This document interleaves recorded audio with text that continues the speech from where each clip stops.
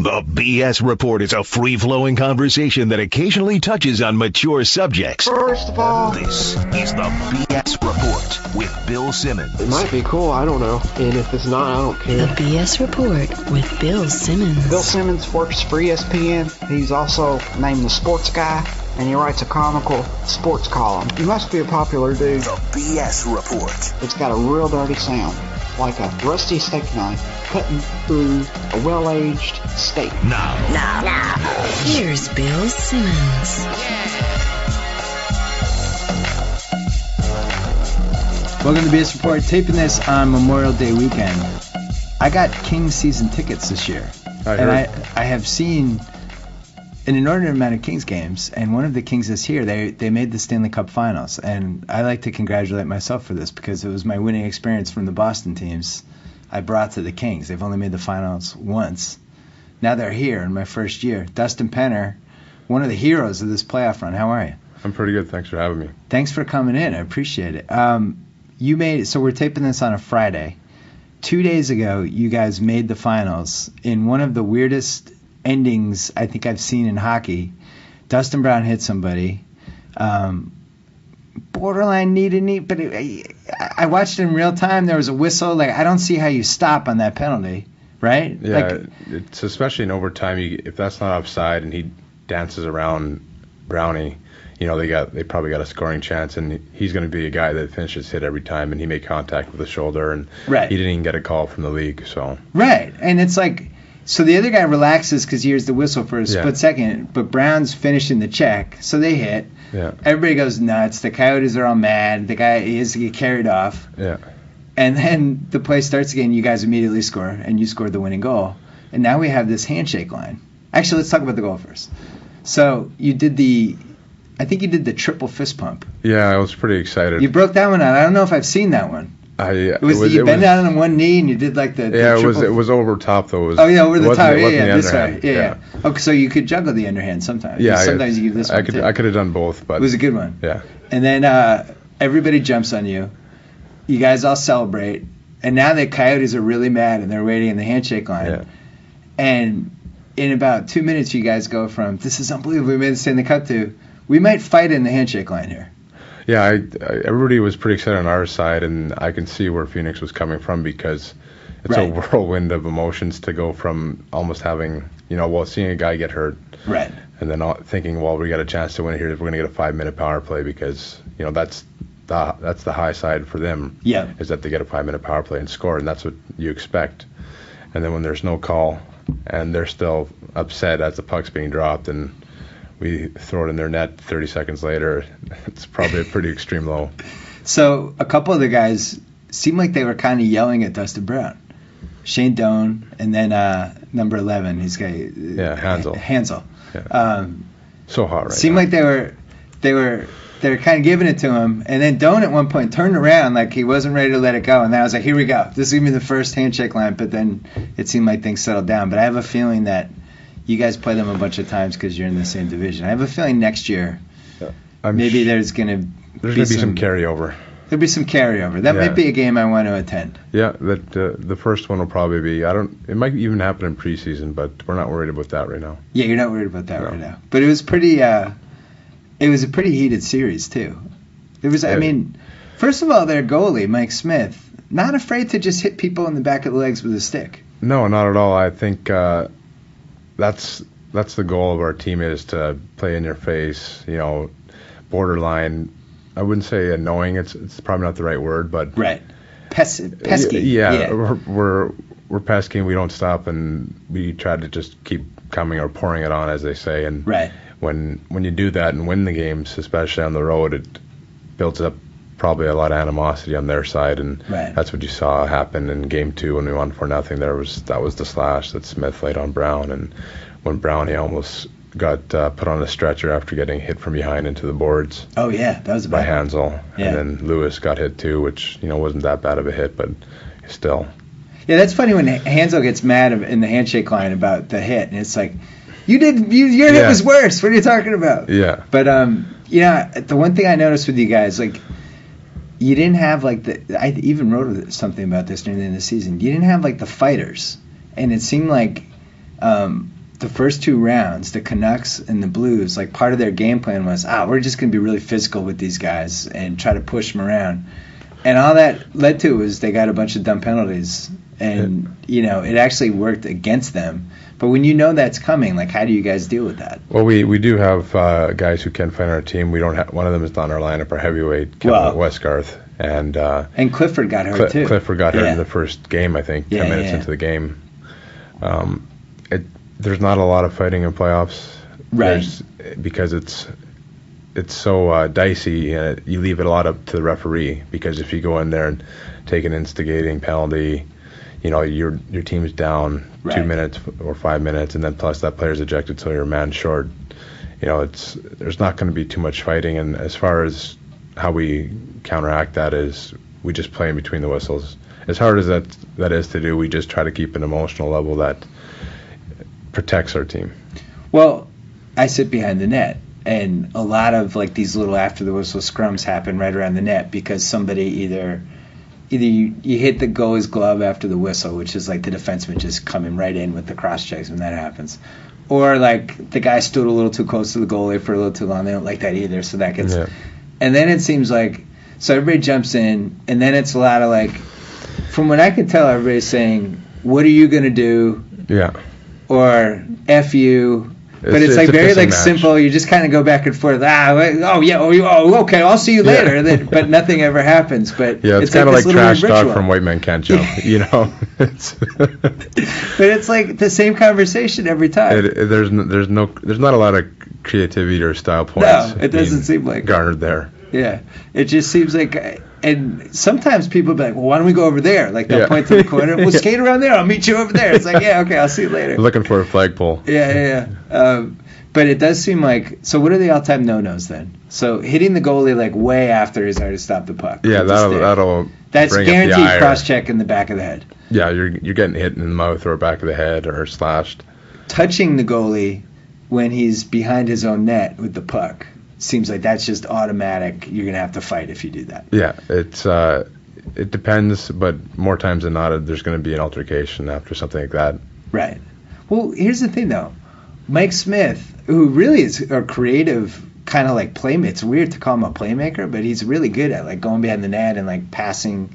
He'll like one of the best goalies at doing that. We scouted that, and we knew that we had to put pucks in certain places where he couldn't handle it as much because he's like a third defenseman out there. Right. But if he's like flying around behind the net, like at some point, shouldn't you be able to touch him? I don't get that. I'd have to agree with you there. I think sometimes goalies get maybe a bit too overconfident that they can't be touched, and they play the puck, and as a forward, you come in there like tiptoeing, like you don't want to get a penalty because the refs are really quick to blow the whistle if you get any contact, as maybe you saw when Justin Williams got an. I was going to say that's why you lost Game 4. Yeah, that was a cheap penalty.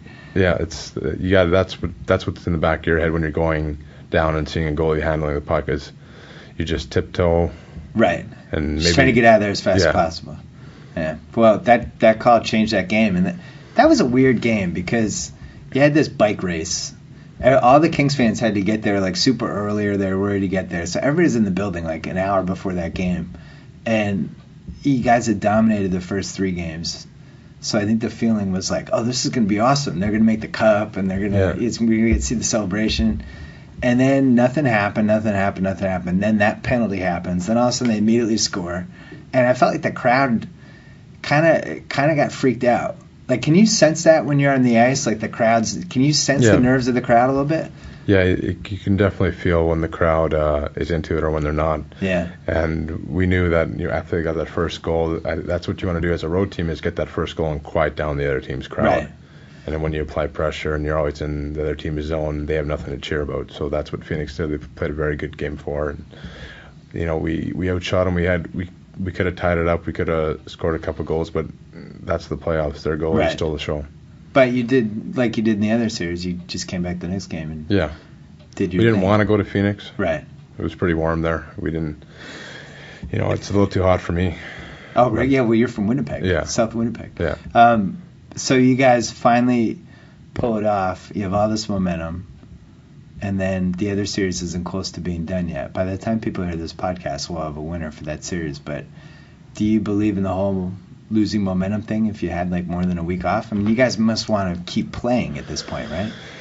I used to think more like that, but now as I've gotten older and, understand, how valuable rest is, especially in the playoffs. Yeah. And a lot of it's, mental and the preparation you put into before it. And we've had now 3 series, well, 2 for sure. We're in the transition phase of the 3rd to the 4th series, but from Vancouver and St. Louis, everybody said the same thing, that, wouldn't you rather keep playing? Part of us says yes, but, we get that extra time to rest, to, go over the other team, what they're doing. The other team plays more games. They maybe get a couple more bumps and bruises. And if you use it right, it ends up being an advantage for your team. And everybody's banged up at this point, right? What are your injuries right now? I got a bad arm right now. Bad arm? Yeah. That doesn't sound good. Yeah, hyperextended. Oh, didn't stop you from scoring the game winner. No, I think it happened in the dog pile after. I'm trying to figure out when it happened. Oh, seriously? You don't even know what happened? That's the funny thing about injuries. You don't really know you have one until the adrenaline's worn off and the Sudafed and stuff like that. I'm glad you brought this up. I was thinking about this. It's actually kind of scary. You have 25 people skating at you as hard as they can after you score, and like you could get knocked off balance or something. Yeah. Well, it's a double-edged sword, because after I score that goal, now I'm thinking I got to do something creative for a celebration. Right. So then 5 seconds pass. You're like, well, hurry up and get here because I'm running out of ideas. I don't want to look like an idiot. And then you see all these guys coming. We'll slow down a bit. Right. Because everybody was too far away from you when you scored. Yeah. That was a great goal, by the way. It was like perfect. It was a great. You had a nice pass. Great rush. I forget who made the shot. Karts made the shot. Came right out. Perfect. And then I just, especially in that weather and the ice always being pretty choppy, especially in overtime, I just waited till the puck stopped bouncing enough where I could put a shot on it. Yeah, that's pretty good. At what point during this, you guys barely made the playoffs. Like, I think 2 weeks to go, you were a 9 or a 10 seed. Yeah. Won a couple games. Then it seemed like you were going to be a 3 seed. Lost a home game that was really disappointing. I forget who it was. San Jose, who played back-to-back, San Jose, yeah. home and away. Dropped down to 8, and it's like, oh crap, gotta play Vancouver. Yeah. Oh, Vancouver's gonna win the cup. They're the best. Them and Pittsburgh are the best teams. And then you guys beat Vancouver in 5. Yep. Pittsburgh loses in 5. And then everybody has the whole conversation about, well, why do we have a regular season in hockey? Like, I don't explain this to me, because I watch you guys play for 6 months, and I thought you were gonna make the playoffs, and because Quick's so good, you think like, oh, maybe they'll get the hot goalie. I never thought you would dominate in the playoffs. Like, how does this switch go on where the team's here and all of a sudden it's here? Well, a lot has to do with the personnel, from the players to the team, to the coach, and then management. And we knew what we had in the room. It was a matter of putting pen to paper. Right. And, Daryl was a big part of that. So you changed, for those not listening, you changed your coach, like I think January maybe? Yeah, it would have been in January. And coach had been there, Terry Murray had been there forever. Yeah. And listen, I'm not going to pretend I'm Joe Hockey, but going to the games, it was clear that something needed to be changed. Whether it was a coach or, like, you can tell when a hockey team's not totally into it. You know what I mean? Terry's a great coach. He's been in the league, and I think he's one win short of 500 for a reason. Right.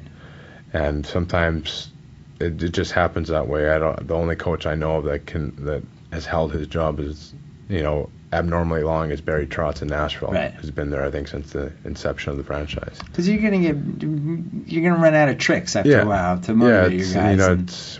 It's human nature. Sometimes the message will just stop getting across to the guys, and I don't know if that happened here, but that's. So the new guy comes in, tough guy.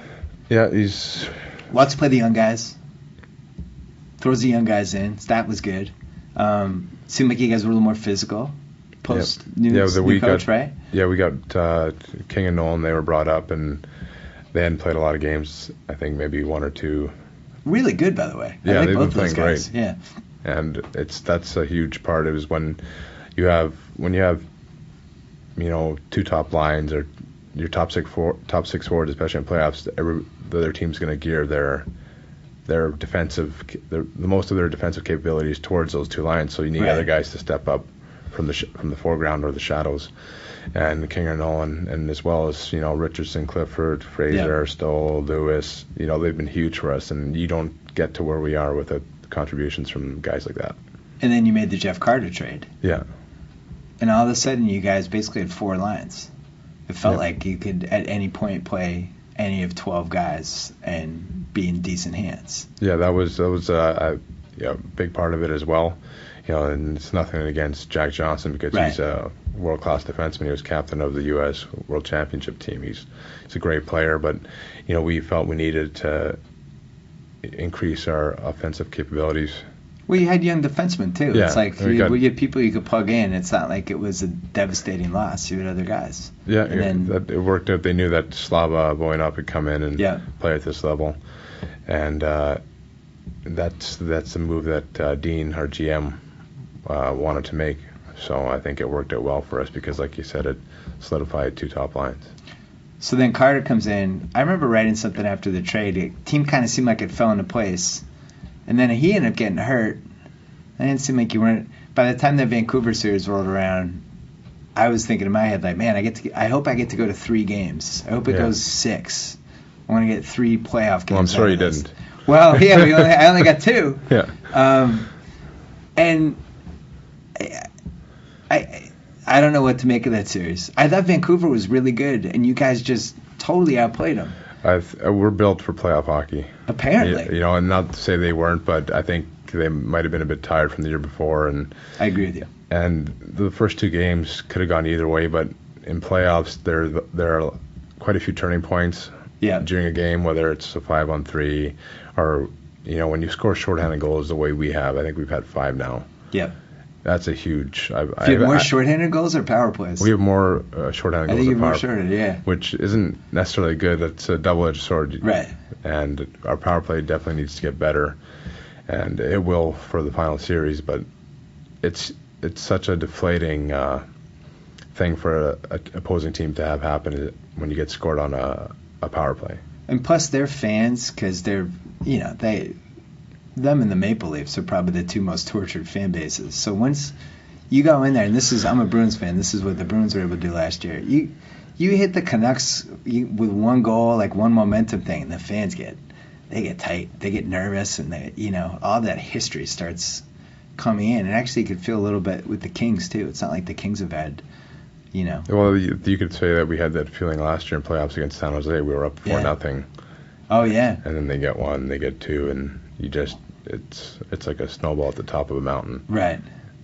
Do you know the thing with Vancouver that made that so much fun? Because the Bruins played them the year before, and I worked up a lot of animosity toward them, especially the guy who gave Nick Norton. Yeah. Rome when he hit. Rome gave the concussion. Yeah. And, which ended up having ramifications this year, and also Burrows is just such a pest. He's one of those guys, if he was on your team, you'd like him, but every other fan base is going to hate him. Yeah. So I thought I was really excited when you beat them. Then the Blues show up, and I'm thinking, I saw the Blues in person. They're not that, I feel like the Kings might be able to take this. And then by the time we get to this series, now Rangers, Devils, you guys don't really play the Eastern teams that much. No, do you have a feel for those teams? I think we played both teams once for sure, and maybe New Jersey twice. We played New York over in Sweden at the O2 Arena at the beginning of the year. It was the first game of the year. Do you feel like there's a difference in styles between the 2 conferences? Because to me, it seems like the East is a little more physical. That's not what I was going to say. Oh, what were you going to say? It's more. You know more than me. It's more offensive. You see a lot more like you saw Philly, like 10-2, Pittsburgh over Philly, and 9-7. You see it's These a lot more. Points. I know, I heard from John Stevens, who came over from Philly. He was coach there, head coach, and he goes, "Is this what it's like every game here? Because it's so much different. It's more defensive. The games are always closer. It's more 3-2 games or 2-2 go into overtime and winning a shootout. I haven't played out east, so I don't know. Sounds like this would be good for your free agent. This series could be good for you playing the Eastern team. Yeah, 6-5 games are good for the stats. Yeah, you can. I don't think anybody's too worried about padding stats. At least they shouldn't be when you're in the Stanley Cup Finals. Tell me about this whole hot goalie thing. because I mean, it's not like Quick's been out of his mind. I think he's played as well as he played in the regular season. He was awesome in the regular season. Which people would argue is out of his mind. He's just really good. He's good at hockey. But I've been thinking about this hot goalie thing. I feel like, to me, it's more, tell me if I'm wrong, a confidence that a team has that they know, all right, we don't have to worry about this guy. This guy's going to come through. We can just do our thing. Maybe we can take a couple more chances because we know he's back there. If they get a power play, it's not the biggest disaster in the world. To me, it's more of the mindset, how it affects the whole team, than just like, oh, that guy was amazing, that's why they won. Does that make sense? Yeah, I agree with you there. I think another thing is that one feeds the other. Yeah. When you have a guy who's confident back there and doesn't allow, like I've seen maybe one bad goal, and that was the Morris goal from the red line, and which was amazing, by the way. Yeah, I mean, I watched it on TV. I didn't even know what happened. I was like, what? Yeah, it's you don't we didn't expect it. Probably just like him, he didn't expect that to go in, and that happens. That's the game of hockey. Right. You ended up winning the game, though. But yeah, for that was another turning point, because when the team gets a goal like that to tie it up, it can deflate. Right. Like, oh, I can't. That's never happened before. But we took it upon ourselves as players, like, we're going to get this one for Quickie. Yeah. You can turn that into motivation. Oh, that's good. I like that. Because we know, like, you know what the other side is thinking, right? Like, oh, it's our night. We got one of those goals that maybe shouldn't have gone in. But Quickie, he's been our backbone, and throughout the whole year, he just made saves that you don't expect to see, especially as frequently as he makes them. You even see him in practice every day, and he's such a competitor, and he's one goalie that I can say hates to get scored on more than any goalie I've played with. He despises it. Like I hate vegetables. I've been fascinated by goalies, just how weird they are. Goalies are weirdos. Let's be honest. As collectively as a whole, yeah. I think you have to be to stand in front. You have to be. Vulcanized rubber, shut at 100 miles an hour from any angle, hitting you in the face and shake it off. So I wrote something about how they're little weird rituals and how very OCD they are, and that, you know, they'll do the same stretches, and like if the puck's on the other end, they're tapping their sticks and doing all these weird things. And a couple of people emailed me and said they have to do that stuff because the whole goal of being a goalie is to not think about the shots, and you have to lose yourself into this whole weird OCD world, so then the shots aren't coming out. You aren't thinking like, there's a shot, I have to stop it. You're just stopping it reflexively. And I was thinking, like, that sounds too complicated to me. That I hadn't heard that theory before. Yeah, it's a weird theory. I don't know if I buy it or not. Obviously, goaltending is reactionary. Right. And you can't think about it, though, right? You just gotta. I think they are very routine-oriented creatures for hockey. Yeah. You know, the goalies have talked to their posts. You know, they're always slapping them, and it's true. It's something I think that you probably need as a goaltender. Right. Because those are your only two friends out there sometimes. And the Gatorade bottle. Yeah. The Gatorade bottle is very important. They drink the same, like, 3 sips from it. They spray it the same way. And you're the only guy out there who's on the ice for the full 60 minutes. Yeah. Other than the refs. Yeah. And, you know, Quickie is by far the most normal goaltender and normal guy that I've met. And the way he carries himself and his personality, it just it exudes confidence in the rest of the team. Who is the weirdest goalie you played with? I played with Brzgalov. Oh, really? Yeah, I don't know if you saw 24/7. Yes. Yeah. I saw it. Yeah, he's eccentric, I'd probably say. Yeah, I like him. It's just some of the things I think maybe are lost in translation. Oh, interesting. We'll leave it at that. Yeah, just watching Quick and then seeing some of the, like, for instance, the Blues goalie who was their backup. Yeah. But he was also an all-star. Did he make the all-star team this year? What happened to him in the playoffs then? The LA Kings. He lost his confidence, and what was interesting was as those games went along, you could see his teammates were, you know, they're trying to pick him up, and they're coming by, and there's, you know, they do the thing where they tap his leg, and they're trying to pick him up. And meanwhile, the crowd is chanting his name over and over again. Hell yeah, hell yeah. And you could just see he's like melting down. It's kind of like it actually works because I don't know if you've seen that Simpsons. That's when I first saw where they have Darryl Strawberry on there. I never saw that. You never saw him there going, Darryl, and he gets a tear in his eye.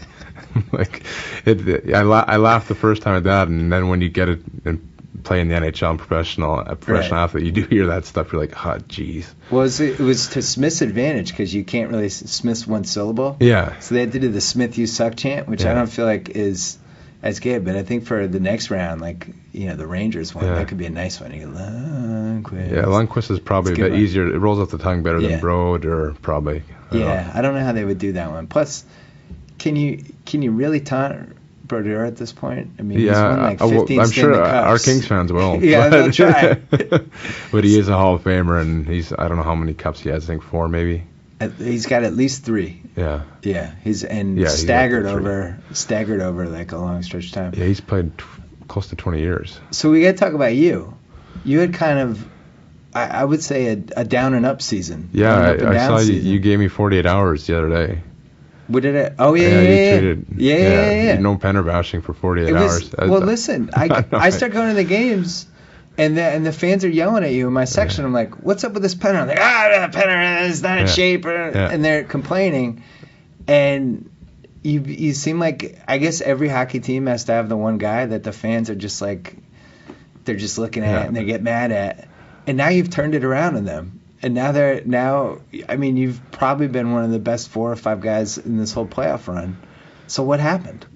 It's a mindset. It's a mentality. It has very little. As you play longer during the season, you work out less because your body is going through more on the ice. You're playing more games, so it's not something I've been doing different in the gym. It's a mentality, and I think any player that's. So you got in a funk. Yeah, a mental funk, whatever you want to say, and this is also your free agent season, so you got pressure from that. The coach, you have a coaching change. You're not playing well. You hadn't played well the year before when you came from the trade, and it's just one of those things that you can't. It's not just gonna happen that you're gonna get out of it. Right. You gotta dig, and sometimes you gotta dig down before you can dig up. So what would you have done differently about this season if you could do anything differently, or what do you wish you had done if you look back? Obviously, I wish I would have found the mindset I have now, and the confidence that I had lost before. I wish it had been there earlier because I wanted to have a good season. I don't think any athlete who struggles, whether it's NBA player, NFL guy, goes in the season and says, I don't care if I have a good season. Right. I think that's the one thing maybe fans don't understand is, they have a right to be critical, but it's like we sit there and we take it, but we're trying, we're working on it. Trust me, we're human beings. We don't like to get that criticism. We want you to be happy. Right. Yeah. And so when you're at the game, can you hear people occasionally? Well, it doesn't happen anymore because you've been playing well, but could you hear during that little slump? Could you hear the fans? You can hear it. You hear some good ones, you hear some bad ones, and there was one guy in our section who would yell, "Come on, Penner! Come on, Penner! Come on, Penner!" But then he would just do it when other guys were on the ice. Like if Kopitar didn't finish a check or something, he'd yell, "Come on, Penner!" It's like, all right, dude, you need to settle down with this Penner thing. That's good. So I was, and everyone in section 115 will vouch for this, I was your defender. Really? I was like, this guy's going to come through. He did it in Anaheim. We got to be patient with these guys. I think it's counterproductive to boo players.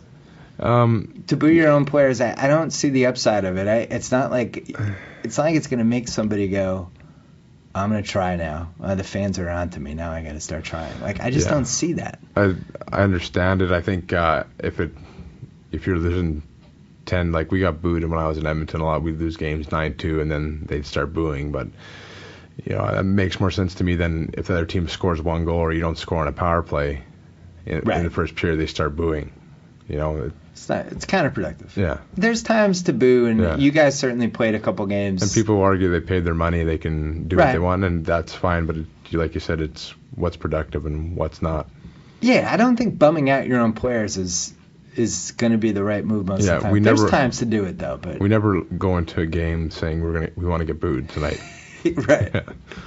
There were a couple of the first 2 months where it was clear the energy level wasn't there. And also, I knew nothing. I was just like, clearly this team's headed toward a coaching change. You could just see there was some sort of a thing. But now, everything is flipped.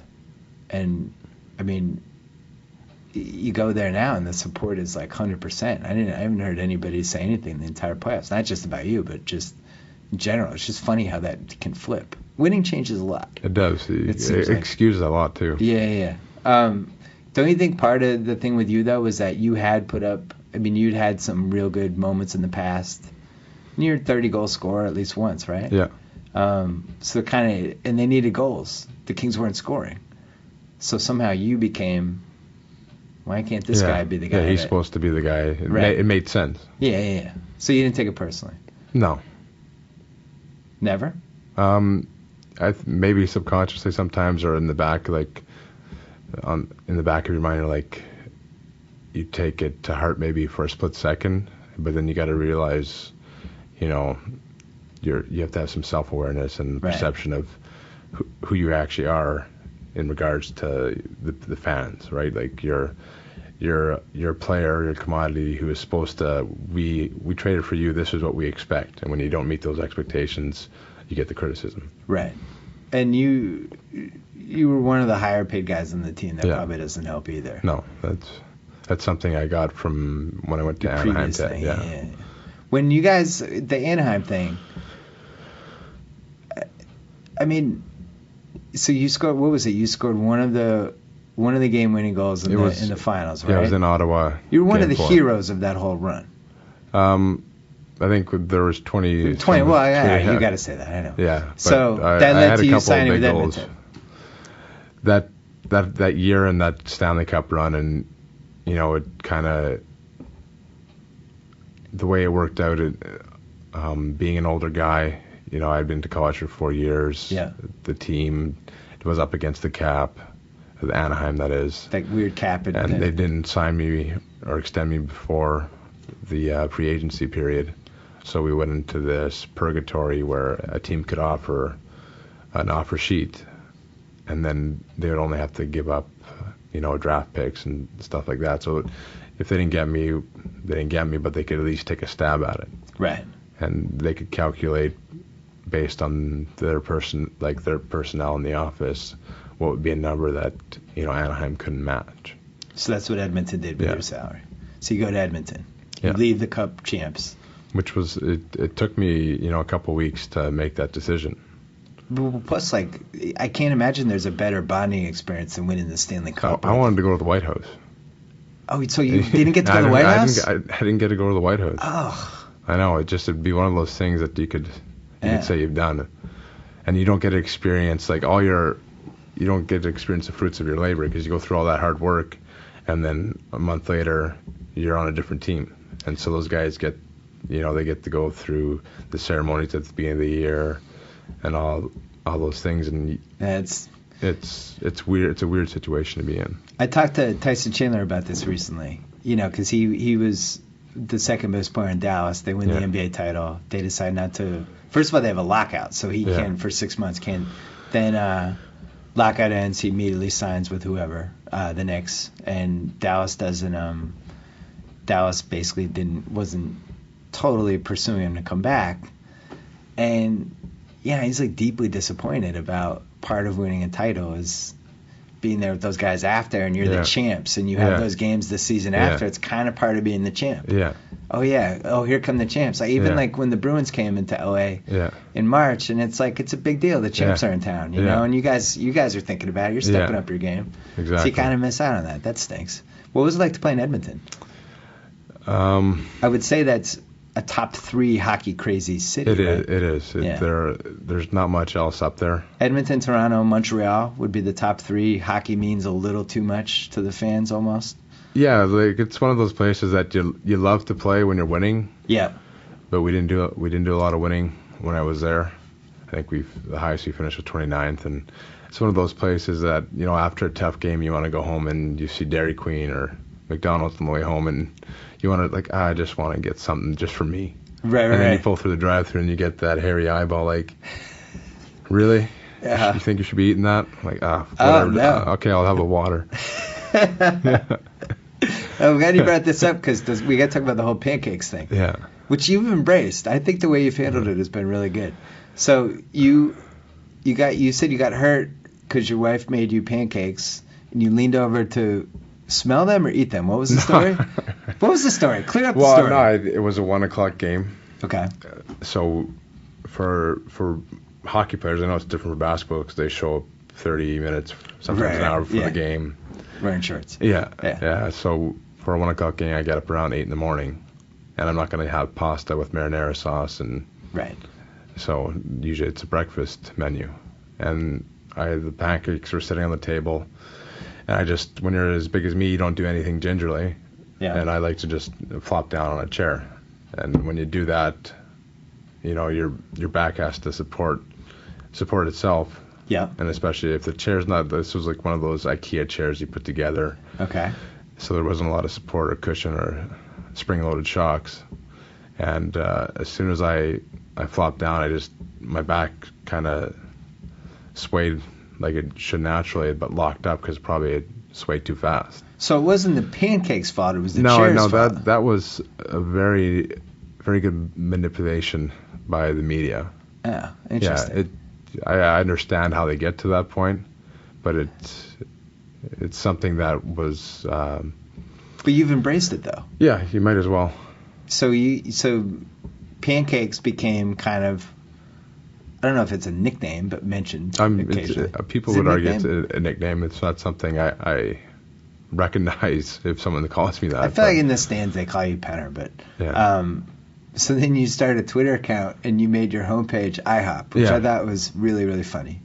And I gave you a nice retweet. Yeah, I enjoyed that. I thought that was funny. But I've seen a couple jerseys that have your number with pancakes as the name. Yeah. But now it's like you guys are winning, so I think this is all like, now it's funny.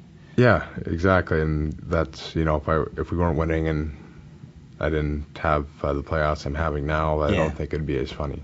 So what it seems like they shift the lines around a little bit. Do you feel like, because you'll be in the power play with different people or whatever, but you were moving around on all these different lines. Does that even matter who you play with, or do you feel like there's real chemistry that you can develop with two of There is chemistry you can develop. I think it doesn't matter as much as people think it does. You go out there, you see the personnel you're playing with, what position you are in the lineup, whether it's first, second, third, or fourth line, and then that kind of gives you a blueprint of what you're supposed to bring to the table that night. Right. So who do you think is the two that you feel like you've clicked with the best? Well, I think obviously it's been Richardson and Carter. The Philly guys. Yeah. I know them. I knew them from before they came here, just through friends, and knew what kind of people they were, and we get along here, as does everyone else, with each other. Yeah. And I think our skill sets blend nicely together. Yeah. Richards is a really interesting player. He reminds me a little bit of a guy the Bruins used to have named Ken Linsman, who was just an agitator. He's not as much of an agitator as Linsman was, but other teams are a little annoyed by him. Like he's always kind of under their skin a little. He's not like a Claude Lemieux or anybody like that, but he's a little bit of an agitator. He plays tenacious style. Tenacious, good word. And in your face kind of. Right. He's always trying to gain an edge. Like he'll drop the gloves every once in a while. He's an honest player. Two-way guy. He'll kill some power plays. He'll be on the power play. Yeah, he's the perfect utility player. Yeah. And the thing I was surprised by with Carter, because I thought he was a sniper, but Carter he'll kill penalties too. Yeah. He's got great speed and he reads the game so well. It makes sense to put those two guys together, especially out on the PK. Yeah. The one thing with Carter, his release is ridiculous. Yeah, it's like probably the best I've seen. Yeah, the only one I've seen in person who I thought was like Ovechkin's. I don't know how he does it. Like Ovechkin is like you can't even see the stick. But Carter, when he showed up, it was like I just remembered from when they played the Bruins a couple years ago, but I didn't really remember him. And then seeing him in person, like, oh, look at this guy. And he's kind of doing the thing where they circle the net, almost like a predator, like like when those Animal Kingdom shows where the coyotes are just Shark Week or something, circling the net, kind of waiting for his thing. But it seemed like the team at some point fell into place. But I thought the young guys really were big too. Yeah, we have it's a nice Martinez, Doughty. Yeah. There's a lot of young guys, Voinov, and then Lewis, Clifford. Yeah. Who else? It's a long Nolan, list. King. Did you guys feel at least like a tiny bit bummed out that there were 2 playoff basketball teams going in LA too, and you didn't get the whole spotlight? You should have gotten a bigger spotlight. Yeah, you think so? Yeah, I felt bad for the Kings. Because it was like there was so much sports going on. You guys got lumped into this whole thing, and meanwhile the Kings haven't made the cup in 20 years. You know? Well, there's no basketball now, right? There's no basketball now. Now is your chance. This will be big. Yeah, it lined up nice for us. We still got some work to do, but I don't think we enjoyed being able to go to those games because I caught a Clippers playoff game with Richards. And, oh, you did? Yeah. Which one did you go to? One of the San Antonio ones? No. The one with Memphis. Yeah. Yeah. And it was my first time sitting on the floor. I'd been to a Lakers game like 10 rows up, and it's a lot different when you sit right on the floor. Yeah. You can, especially me and Richards were 3 seats down from Griffin, so we were right on their bench. Oh, nice. So it was interesting to hear, the how the coaches talk to them, and I know you're a big fan of Vinny Del Negro, so how he doesn't talk to them, you should say. Yeah. Do you get annoyed when you're at these basketball games that these guys can't kind of take care of their own business a little bit? What do you mean? Well, in hockey, it's like somebody throws you an elbow. It's like, all right, and maybe you throw the elbow back or you get him the next player or something like that. In basketball, you look at somebody cross-eyed and it's like a double technical. Yeah, and it doesn't seem right because it is a pretty physical sport. Yeah, it's totally physical. You're always pushing, and you notice a lot, like when I was there's subtle picks that are meant to be like a kind of a prick move. Right. And it's going to fire someone up, and you can't even push a guy or do anything without getting, they give you the old T and right. Get out of here. You get 5 games and $70,000 out of your pocket. I'm like, jeez. Right. I think that's the biggest advantage hockey has right now with the American audience, because in hockey, you settle the scores, and it's like, Dustin Brown thing. If there was a game 6, they were going to fight Dustin Brown in game 6. There wasn't, but we had played Phoenix earlier on in the year, and Brownie. I went to that game. Klesma, Yeah. And he fought Doan. I think the next shift or shortly thereafter. How does that work when the guy? So they skate over and they're basically like, we're gonna go. Like, how do you extend the invitation? When those hits are there, where if I catch this guy clean or hard enough, someone's coming to knock on my door and say, time to pay the piper. Right. So you're lining up for the next face-off, and Doan comes up. Let's say you were Dustin Brown in this situation. So Doan comes over. Are there words spoken, or you just stare at each other? Just things like, we gotta go, or let's go, and you're like, yep. You just know. Yeah. So then the other weird thing is, like, right at the end of the fights, you're trying to beat the hell out of the other guy, and then it hits a point, and I've seen this because we've been close enough where you can actually hear the guys. Hits a point where you're like, are we done? Yeah, I'm good. And then you let go and you go. But it's like, what's going on here? Yeah, I'm good. All right, good fight. But there's really a weird tiring spirit to it. Yeah, it's when a lot of those guys the guys who do it a lot go over a minute. Right. And when your forearms are clenched that long and you're throwing with your shoulder. Yeah, because you're holding the guy like this. You're skating. You're trying to balance. Plus, you've played the shift already. Yeah. Not too many guys want to fight at the end of their shift. Right. You want to start like in the first face-off. You don't fight that much. No, I fought more in the minors. Yeah. And I had one fight this year. I had a couple each year in Edmonton. See, I would think now that you have the beard, it's better for fighting because it cushions. Yeah, hopefully it has a little Chuck Norris in it, right? So. So I would say you have the best playoff beard. I've heard that. I'd have to see a lineup. On the Kings. On the Kings, I think so. It's gotten nice and fluffy, and I don't know. There's some Amish, and I got some Amish there too. Yeah, it's strong. So, it does look like a little. Not you brought the Big Lebowski too. Yeah. What was the other one with Kingpin? Yeah. Yeah, little from where Randy Quaid was from. I can't remember the character. It was in Pennsylvania somewhere. Did anybody try to grow a playoff beard and it was just a disaster? There's a few guys I played with before, Corey Perry of the Ducks. So it just didn't go well? There's no beard about it. It's just playoff. Like 4 whiskers? Yeah. Brownie, he's trying really hard. Yeah, he kind of looks like Prince in Purple Rain a little bit. He's just got some whiskers. Who did you feel you had competition for the best playoff beard? Because it's a pretty good title. Plus you get like 2 more weeks of this. Yeah. I mean, it could even. Well, I could pick it. I didn't pick it out for you. You can. It's really curly, so. Oh. It looks. So it can even look even more beardy. I can work it so it looks even bigger. Did anybody just say I'm not growing it? I'm not doing this? I haven't heard. There might be a guy. I don't think there's on our team, but. It's a lot of peer pressure. Yeah, some guys just go, I'm going to grow a mustache instead because that's all I got. And so that's one of the traditions. The other one that I enjoy is after you win the conference championship, only one guy stands next to the trophy and you don't touch it. Yeah, it's I think a little different than even in baseball where they bring out champagne after every round. Yeah. Celebrating because you made the playoffs. Yeah. Yeah. So did you guys celebrate after you won, or not really? No, not really. Like you have that sense of accomplishment and maybe have a couple of barley pops on the flight back, but. Yeah. That's not the end game for us. You'll celebrate after you win the cup. Yeah. I would guess. What happened when you had your day with the cup a few years ago?